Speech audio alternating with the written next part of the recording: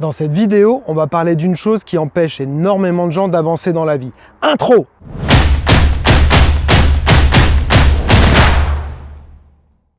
Salut, je suis toujours en vacances à Carcassonne, dans cette super baraque avec piscine et plein d'amis. Et ce matin, je suis allé m'entraîner au fitness park, non pas au fitness park, à l'Orange Bleu de Carcassonne.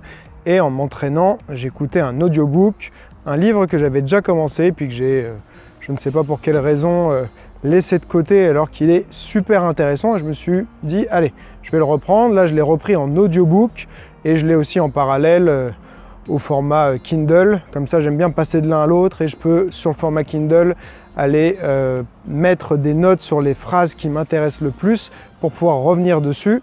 Et je me suis dit que c'était tellement intéressant que j'allais partager ça avec toi. Pourquoi? Parce qu'il y a un concept que les gens connaissent bien mais qui n'appliquent pas toujours, c'est, pour moi, il faut nourrir son corps avec du mouvement et son esprit avec du savoir. Et donc là, ce matin, j'ai fait les deux en même temps, ce qui est magnifique. Donc pour partager ce livre avec toi, je vais déjà te lire un passage qui met en avant et qui explique le concept principal du livre. Le livre s'appelle The War of Art de Steven Pressfield. Je ne crois pas qu'il existe en français. Du coup, c'est pour ça que je me suis dit que j'allais traduire un passage et puis le lire pour les gens qui ne parlent pas anglais, qui n'ont pas le temps ou la flemme, peu importe, et ça leur donnera peut-être envie de le lire. Et ça va mettre en place donc les fondations pour parler ensuite encore d'autres concepts du livre. Il a donc une chose qu'il appelle la résistance dans la vie. C'est la résistance à faire les choses, la résistance du quotidien, toutes les excuses qu'on peut se trouver pour ne pas finir quelque chose qu'on a commencé. Et donc là, je vais te lire un passage que j'ai traduit sur mon ordinateur. Et comme ça, on pourra en continuer à en parler la prochaine fois. Allez! La vie non vécue.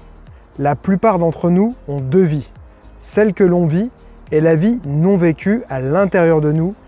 Entre les deux se tient la résistance.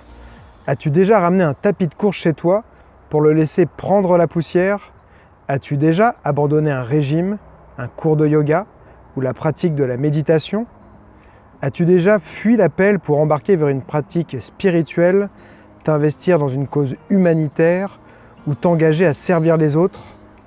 As-tu déjà voulu être une mère, un docteur, un avocat pour les pauvres et les opprimés, te présenter à une élection, militer pour la planète, la paix dans le monde ou pour préserver l'environnement? Tard le soir, as-tu déjà imaginé la personne que tu pourrais être, le travail que tu pourrais faire, l'être humain que tu aurais pu être?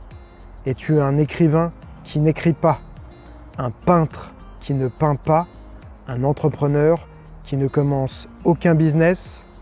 Alors tu sais ce qu'est la résistance. Voilà, j'espère que ce passage t'a inspiré. Est-ce que toi aussi, tu rencontres cette fameuse résistance dans ton quotidien? Est-ce que tu t'es reconnu dans certaines choses, certains passages de ce que je viens de lire? Bien sûr, il faut s'approprier ça en remplaçant parfois certaines choses pour soi. Mais est-ce que c'est quelque chose que tu vis? Et autre question, est-ce que tu as envie que je continue à partager avec toi des livres que je lis, des concepts comme ça que je trouve intéressants? Si c'est le cas, dis-le moi dans les commentaires, que je puisse savoir si je continue ou pas. Allez, n'oublie pas, celui qui croit savoir n'apprend plus, alors garde l'esprit ouvert.